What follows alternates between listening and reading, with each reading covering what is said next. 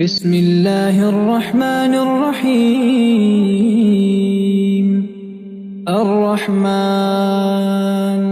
علم القرآن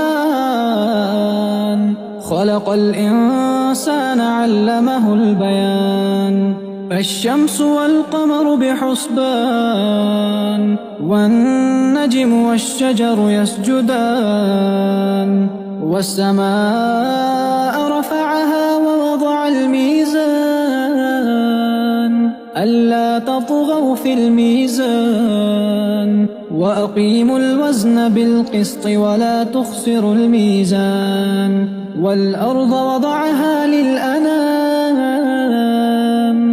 فيها فاكهة والنخل ذات الأكمام والحب ذو العصف والريحان فبأي آلاء ربكما تكذبان